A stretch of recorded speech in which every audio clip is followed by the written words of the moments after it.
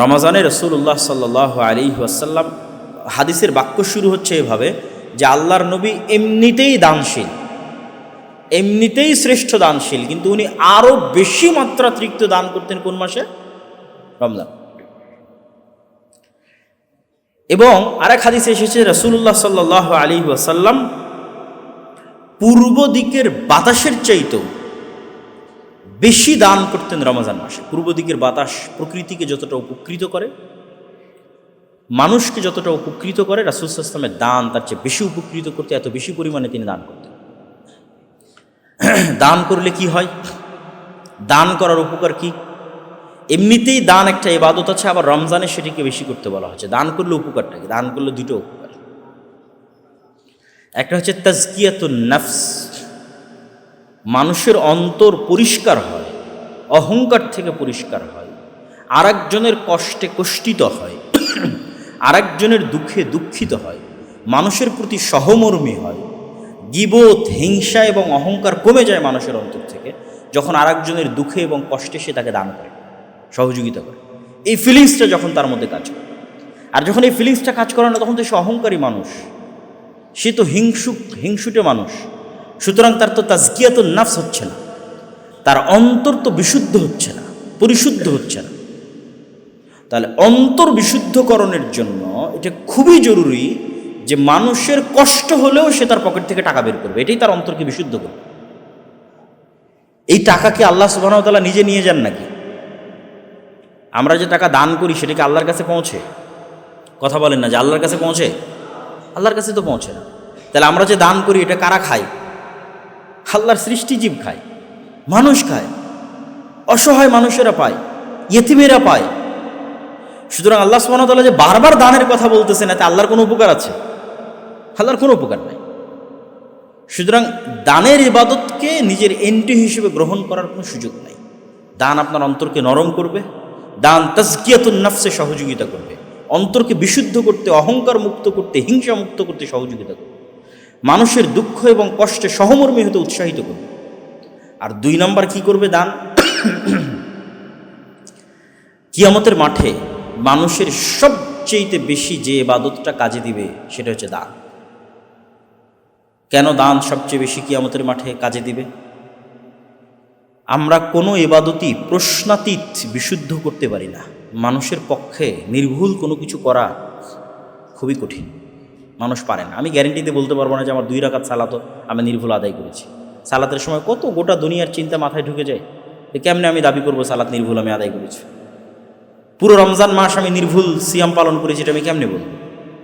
এরকম যত ইবাদত আছে, কোনো ইবাদত কেউ দাবি করতে পারবে না আমি নির্ভুল করেছি। তো একদিকে ইবাদত নির্ভুল করতে পারছি না, অন্যদিকে তো আমার গুনাহ আছেই।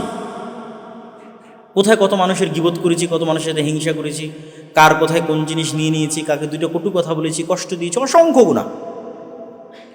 এই প্রত্যেকটা জিনিসের ব্যাকআপ হিসেবে কাজে দিবে কিয়ামতের মাঠে দান। যখন মানুষ আসবে বলবে সে আমার গীবত করেছে, কোথায় থেকে দিবে? দান থেকে পূর্ণ করবে। ইবাদত তো সে পরিপূর্ণ করতেই পারেনি, ওখান থেকে আর কি পূর্ণ করবে?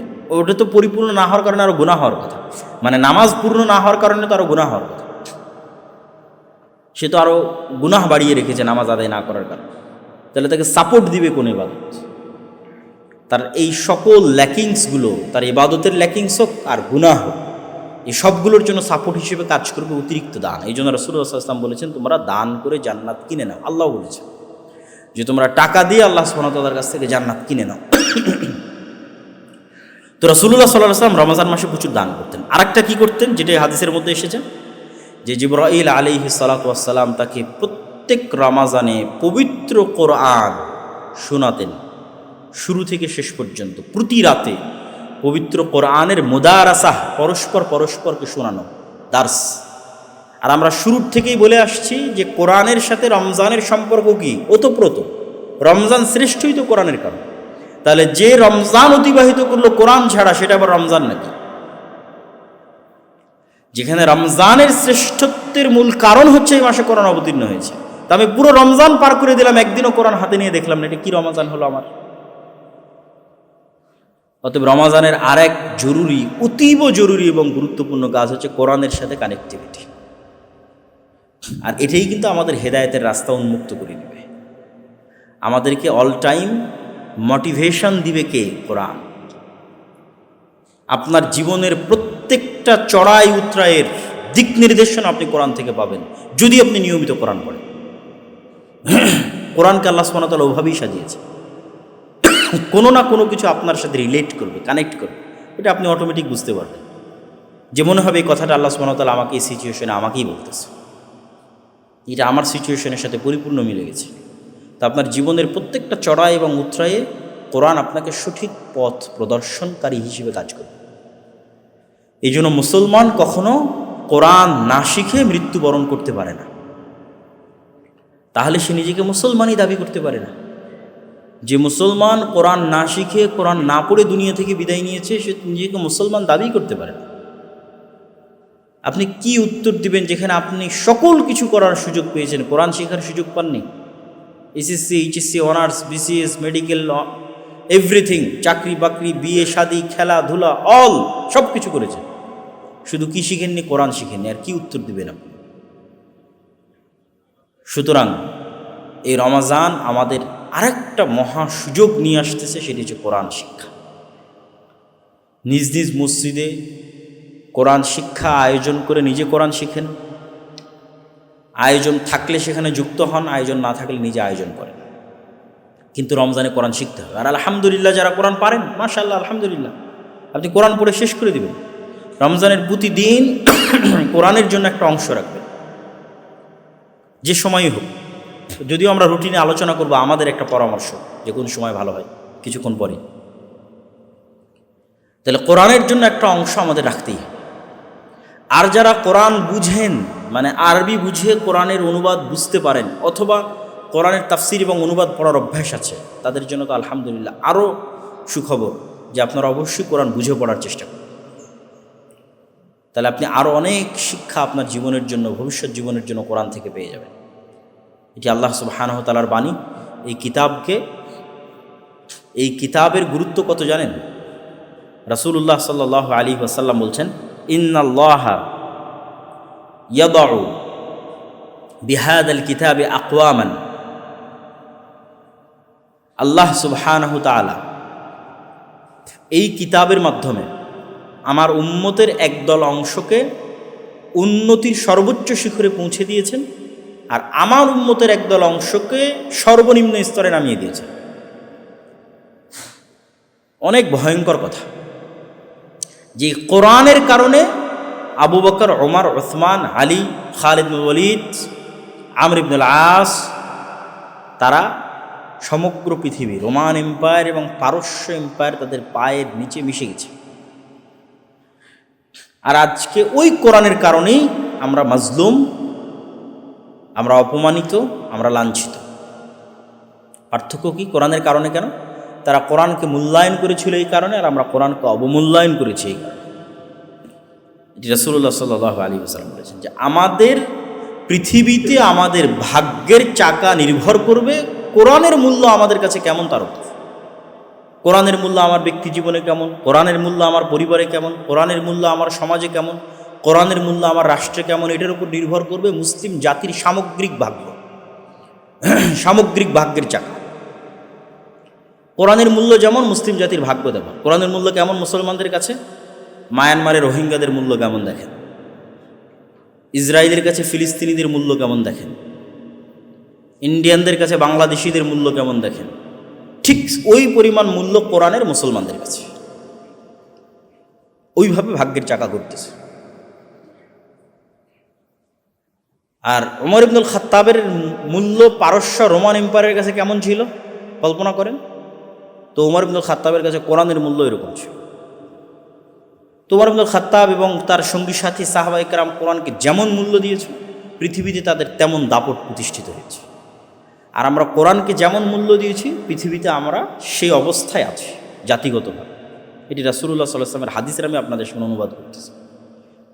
সুতরাং মুসলমানদের মুক্তির আর কোনো রাস্তা নাই কোরআনের জ্ঞান অর্জন করা ছাড়া, কোরআন বুঝা ছাড়া, কোরআন মানুষকে শেখানো ছাড়া, কোরআন অনুযায়ী আমল করা ছাড়া, কোরআনকে মূল্যায়ন করা ছাড়া, সামাজিক, রাষ্ট্রীয়, অর্থনৈতিক সকল ক্ষেত্রে।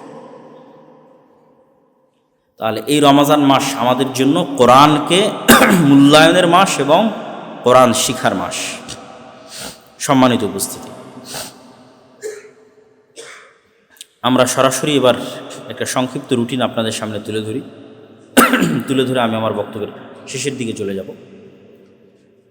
সাহরি করা, রাসূল সাল্লাল্লাহু আলাইহি ওয়াসাল্লামের সাহারু ফাইন্না ফিস সুহুর বারাকাহ, তোমরা সাহারি করো কেননা সাহারিতে বরকত আছে। সুতরাং সাহারিবিহীন সিয়াম পালন করার ট্রেন্ড তৈরি করা যাবে না, এটার থেকে যে কোনো মূল্যে বের হয়ে আসতে হবে। ঘুমিয়ে একটু ঘুম থেকে উঠে একটু পানি পান করা, দিয়ে আবার ঘুমিয়ে যাওয়া, এর অনেক সমস্যা আছে। সবচেয়ে বড় সমস্যা হচ্ছে এটার কারণে ফজরের সালাত মিস হবে, শুধু নাম কষ্টে সিয়াম থাকা হবে। অতএব সাহারিতে উঠতেই হবে এবং সাহারিতে ওঠার কালচার তৈরি করতে হবে পরিবারে, ফ্যামিলিতে, সমাজে। তাহলে সাহারিতে যখন আমরা উঠতেছি, সাহারিতে উঠলে অবশ্যই একটা রিফ্রেশমেন্ট হবে, উজু হবে, হালকা যেইটাই আমরা স্বাস্থ্যসম্মত খাই না কেন, আমরা রমজানকে আরেকটা উপায় হিসেবেও ব্যবহার করতে পারি, অভ্যাস হিসেবে। সেটি হচ্ছে সঠিক খাদ্য অভ্যাস, যেটা আমাদের পুরো রমজানের যতটুকু আমরা স্বাস্থ্যগত উপকারিতা পেতাম সেটাও নষ্ট করে দেয়। আমরা যেভাবে সাহারি করি এবং যেভাবে ইফতার করি, যদি একটু আমরা স্বাস্থ্যসম্মত ইফতারি এবং স্বাস্থ্যসম্মত সাহারি করি, দেখা যাবে যে রমজানের যে স্বাস্থ্যগত উপকারিতাটা আছে সেটাও আমরা পেয়ে যাচ্ছি, দুনিয়াবী যে উপকারিতাটা আছে সেটাও আমরা পেয়ে যাচ্ছি। এবং সেটা আপনারাই তো ডাক্তার, আর কাদের বোঝাবো, তাই না? তো আপনারা অবশ্যই জানেন যে না খেয়ে থাকার কী উপকারিতা শরীরের জন্য। তাহলে সেটাও আমরা পাবো।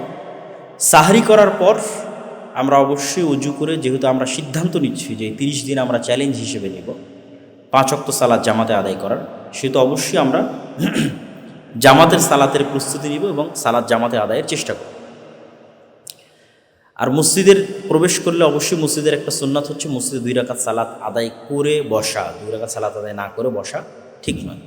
একটু আগে ভাগে মসজিদে গেলে কি হবে, সালাতের প্রতি মনোযোগ থাকবে। যতক্ষণ সালাতের অপেক্ষায় থাকবেন ততক্ষণ সালাতেরই নেকি পাবেন। রাসূল সাল্লাল্লাহু আলাইহি ওয়াসাল্লামের হাদিস, যতক্ষণ আপনি সালাতের অপেক্ষায় থাকবেন ততক্ষণ সালাতেরই নেকি পাবেন। তাহলে একটু আগে ভাগে যাওয়া উচিত। আগে ভাগে গেলে আপনি সালাতের অপেক্ষায় থাকলেন, সুন্নাত আদায় করলেন, কিছু দোয়া দরুদ, জিকির, আজকার, কোরআন তেলাওয়াত, এগুলোর সুযোগ পেলেন। দেখেন, জিকির, আজকার এবং কোরআন তেলাওয়াত এগুলোর কিন্তু একটা অদৃশ্য পাওয়ারও আছে। অনেক বিজ্ঞানী প্রমাণ করেছে যে মানুষের শব্দের শক্তি আছে, শব্দ ইথারে যে পাওয়ার তৈরি করে এটার প্রভাব আছে। এবং কোরআন এবং হাদিস প্রমাণ করে যে শব্দের প্রভাব আছে। যেমন আল্লাহ নবী বলেছে, আল আইন হাক্কুন, বদনজর সত্য। তো বদনজর কথা দিয়েও হয়। আপনি যখনই কোনো মানুষকে নিরুৎসাহিতমূলক কিছু বলবেন, ওটার অন্তরে প্রভাব করবেই। আবার উৎসাহমূলক কিছু বলবেন, সেটাও আর অন্তরে প্রভাব করবে। আমি জানি না, এরকম এক জায়গায় আমি পড়া দেখেছিলাম, এটা সত্য মিথ্যে বলতে পারবো না, যে একটা পানির গ্লাস বা কাচের মধ্যে পানি রেখে তার গায়ে যদি লাভ লেখা হয় অথবা হেট লেখা হয়, তো এই লাভের প্রভাবটাও ওটা যখন বরফে পরিণত হয় তখন তার উপর পড়ে, এবং হেইটের প্রভাবটাও যখন ওটা বরফে পরিণত হয় তখন সেটা পড়ে। এটা সত্য মিথ্যা জানি না, তবে শব্দের প্রভাব আছে। তো ঠিক আমরা যে জিকির এবং আজকারগুলো করি, এগুলো এই প্রত্যেকটা জিকির এবং আজকারের প্রভাব আছে। এটা আপনাকে মানুষের বদনজর থেকে হেফাজত করবে, জিন এবং শয়তানের আক্রমণ থেকে হেফাজত করবে, জাদু থেকে হেফাজত করবে, যাবতীয় অনিষ্ট থেকে হেফাজত করবে। এই জন্য সকাল সন্ধ্যের যে জিকির আজকারগুলো আছে এগুলোকে অবশ্যই গুরুত্ব দিতে হবে। যেহেতু পুরো রমজানকে আমরা পরিপূর্ণ ইসলাম অনুযায়ী পালন করার একটা চ্যালেঞ্জ দিচ্ছি, তাহলে সকাল সন্ধ্যের জিকির আমাদের অন্যতম একটি অংশ। তো সেই জিকির করার একটা বড় সময় কি, ফজরের সালাত জামাতে আদায় করার পর থেকে নিয়ে সূর্য ওঠা পর্যন্ত। কেননা আপনারা জানেন যে সূর্য ওঠা পর্যন্ত ঘুমানো রাসূল সাল্লাল্লাহু আলাইহি ওয়াসাল্লামের হাদিস অনুযায়ী উচিত নয়। এই সময়টাতে বরকত অবতীর্ণ হয়। এবং স্বয়ং রাসূলুল্লাহ সাল্লাল্লাহু আলাইহি ওয়াসাল্লাম সূর্য ওঠা পর্যন্ত ফজরের সালাত যে জায়গায় আদায় করতেন ওখানেই বসে জিকির, আজকার এবং তাসবিহ তাহলিল করতে থাকতেন সূর্য ওঠা পর্যন্ত। তাহলে আপনি ঘুমাবেন কখন? সূর্য ওঠার পরে। তাহলে আমাদের রুটিনে সাহারির পরে যে আমরা ঘুমটা দিই, সেই ঘুমটা তাহলে কখন চলে যাচ্ছে বলেন তো? সূর্য ওঠার পরে। সূর্য ওঠার পরপরই আপনি শুয়ে যান, কোনো সমস্যা নেই। কিন্তু সূর্য ওঠা পর্যন্ত ঘুমানোর কোনো সুযোগ নেই। এবং এর ব্যাপক ফজিলত আছে। যেই জায়গায় মানুষ ফজরের সালাত আদায় করে ওই জায়গাতেই যদি সে সূর্য ওঠা পর্যন্ত জিকির আজকার তাসবিহ তাহলিল করতে থাকে এবং সূর্য পরিপূর্ণ ওঠার পর আবার 2 রাকাত, যেটা ইশরাকের সালাত আমরা বলি, চাশতের সালাত বলি, 2 রাকাত সালাত আদায় করে নিয়ে সেখান থেকে যদি সে বিদায় নেয়, তাহলে এটা অনেক বিশাল ফজিলতের একটি ইবাদত এবং এটা সবচেয়ে বেস্ট রুটিন, যেই রুটিনের উপর আল্লাহর নবী চলতেন সাল্লাল্লাহু আলাইহি ওয়াসাল্লাম। তাহলে সূর্য ওঠার পরপরই আমরা রেস্টের জন্য অবশ্যই ঘুমাবো, যাওয়ার পূর্ব পর্যন্ত আমরা ঘুমাবো। কারো কর্মস্থল যদি 9টায় শুরু হয়, কারো যদি 10টায় শুরু হয়, তাহলে সূর্য যদি 6টায় উঠে, তাহলে 6টা থেকে সে 9টা পর্যন্ত অথবা 8টা পর্যন্ত 2 ঘন্টা, 1.5 ঘন্টা, 3 ঘন্টা সে রেস্ট করতে পারে। তারপরে যখন অফিসে যাওয়ার সময় হলো, স্কুলে যাওয়ার, কলেজে যাওয়ার বা দৈনন্দিন যে কাজ থাকে সে কাজ করার সময় হলো, তখন সে কাজ করবে। জোহরের সালাত অবশ্যই জামাতের সাথে আদায় করবে, আসরের সালাত অবশ্যই জামাতের সাথে আদায় করবে। আসরের সালাতের পর নিজের সকল ব্যস্ততাকে কমিয়ে নিয়ে আসতে হবে এবং রমজানের পূর্বেই প্রি প্ল্যান রাখতে হবে যে রমজানে আমি তেমন কোনো ব্যস্ততা রাখবো না।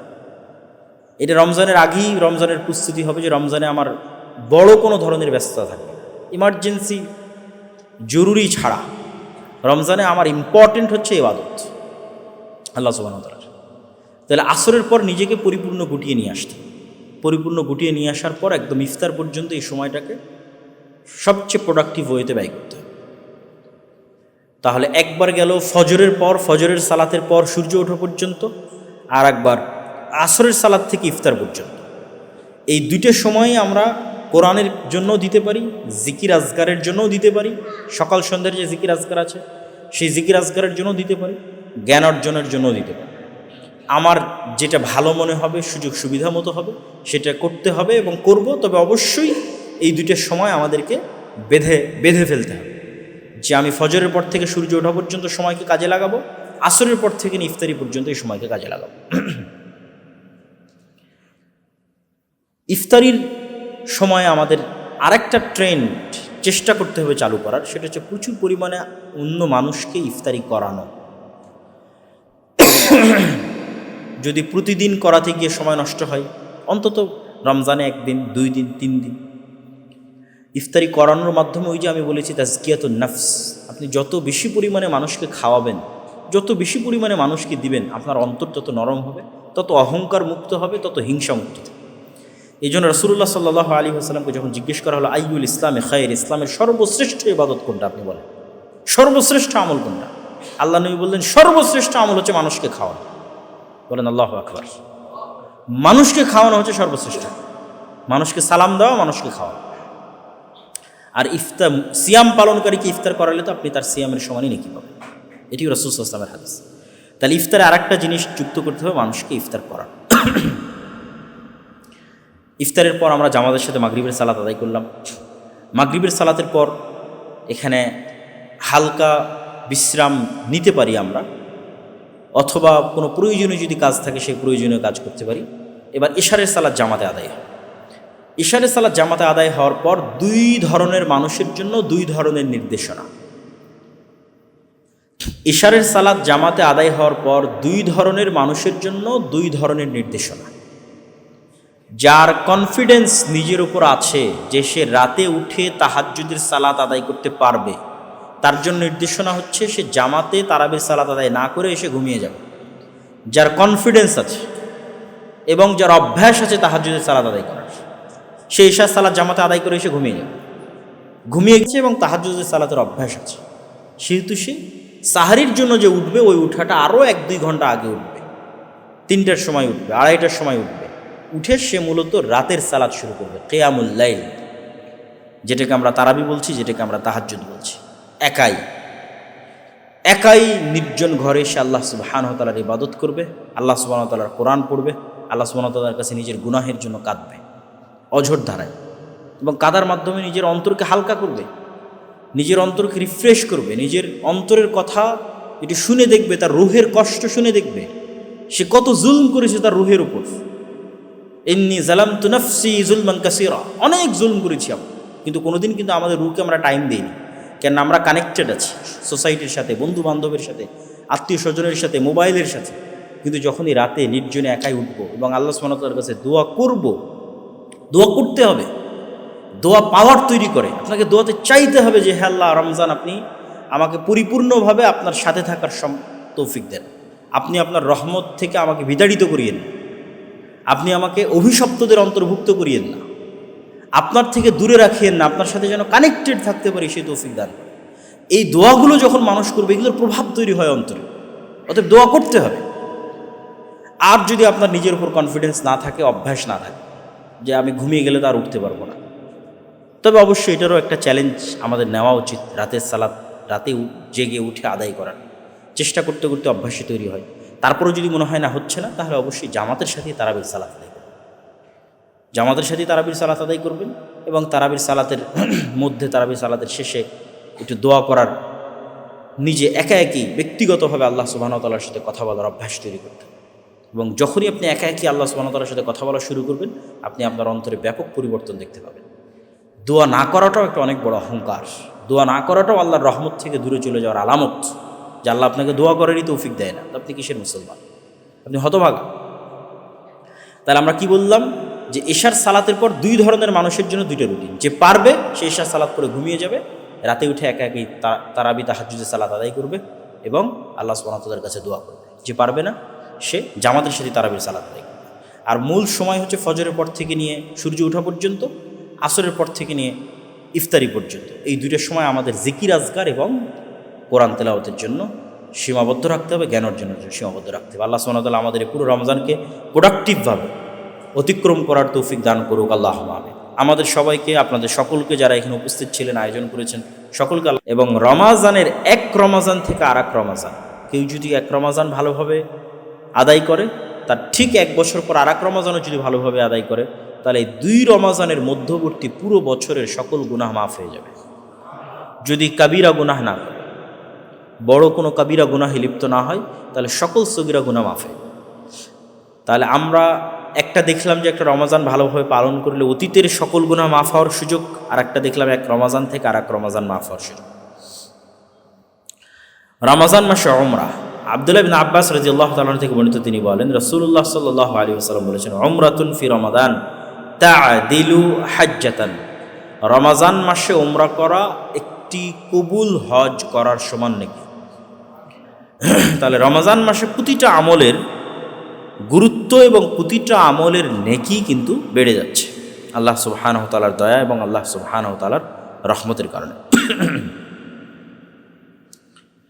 আর রমাজান মাসের গুরুত্বপূর্ণ আরেকটা বিষয় যেটি লাইলাতুল কদর, যেটি আমরা পূর্বে আলোচনা করেছি এবং আমাদের হাদিসের মধ্যে তারাবির আলোচনাও গেছে।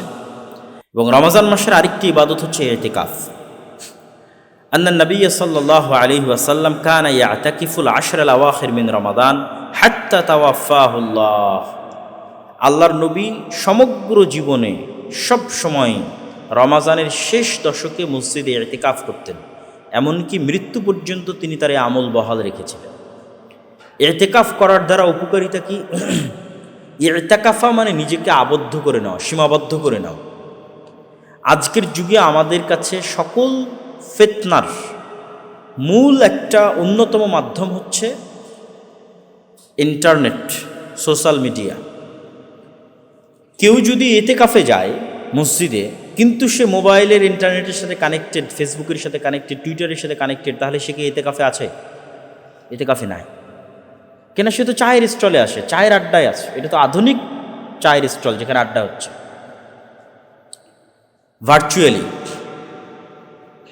তাহলে সে তখনই ইতিকাফের ওই ফিলটা পাবে। এটা হচ্ছে একটা ডিটক্সিং সিস্টেম, যে আপনি সমগ্র বছর ফোন সহই তো ছিলেন, ইন্টারনেটের সাথেই তো ছিলেন, সোশ্যাল মিডিয়ার সাথেই তো ছিলেন। একটু ডিটক্স হন, ফোন থেকে ডিসকানেক্টেড অবস্থায়, দুনিয়া থেকে ডিসকানেক্টেড অবস্থায় 10টা দিন আল্লাহর কোরআন, আল্লাহর নবীর হাদিস, আল্লাহর ইবাদত, রাতের ইবাদত, এটি সহ 10টা দিন মসজিদে কাটিয়ে দেন। তাহলে আপনি বাস্তব জগতে ফিরে আসবেন, প্রকৃত ফিলিংস পাবেন, জীবনের ফিলিংস এবং আল্লাহ সুবহানাহু ওয়া তাআলার ইবাদতের ফিলিংস। এটার সুযোগ রমজান মাসে আছে, আমাদের নবী মুহাম্মদ সাল্লাল্লাহু আলাইহি ওয়াসাল্লাম করতেন। সুতরাং আমাদের যাদের পক্ষে সম্ভব, কেননা বাকি 30 দিনের জন্য তো আর এটি আপনাকে বলা সম্ভব হচ্ছে না, কেন 30 দিনের জন্য এটি মানুষের কাছে অনেক কঠিন মনে হবে। এই জন্য ইসলামের প্রতিটা ইবাদত মানুষের সাইকোলজির সাথে কানেক্টেড। আল্লাহ আপনাকে বলেনি যে সারা বছর সিয়াম ফরজ, এটা বলেন। বছরে 1 মাস সিয়াম ফরজ। বলেনি যে প্রতি বছর হজ করতে যেতে হবে, না, সারা জীবনে একবার হজ করতে হবে। মানে প্রত্যেকটা ইবাদতের সাথে মানুষের সক্ষমতা এবং মানুষের মেন্টালিটির কানেকশন আছে। তো 10 দিন যদি আপনি সিদ্ধান্ত নেন যে 10 দিন আপনি মোবাইলবিহীন থাকবেন, ইন্টারনেটবিহীন থাকবেন, এটা কঠিন নয়। আপনিও আপনার সাইকোলজিকে বুঝাতে পারবেন, ঠিক আছে 10 দিন পর তো আবার ফেরত পাবো, অতএব যাই মসজিদে আমি এতেকাফ করি। কিন্তু ওইটার যে উপকারিতা সেটা আপনি না করা পর্যন্ত বুঝতে পারবেন না। আমাদের নবী মুহাম্মদ সাল্লাল্লাহু আলাইহি ওয়াসাল্লাম করতেন। রমজান মাসে আরেকটি ইবাদত যা রাসূলুল্লাহ সাল্লাল্লাহু আলাইহি ওয়াসাল্লাম প্রচুর পরিমাণে করতেন। কান রাসূলুল্লাহ সাল্লাল্লাহু আলাইহি ওয়াসাল্লাম আজওয়াদুন নাস ওয়া কানা আজওয়াদ মা ইয়াকুনু ফি রমাদান হিনা ইয়ালকাহু জিবরিল ওয়া কানা ইয়ালকাহু ফি কুল্লি লাইলাতিন মিন রমাদান ফায়ুদারিসুহুল কুরআন।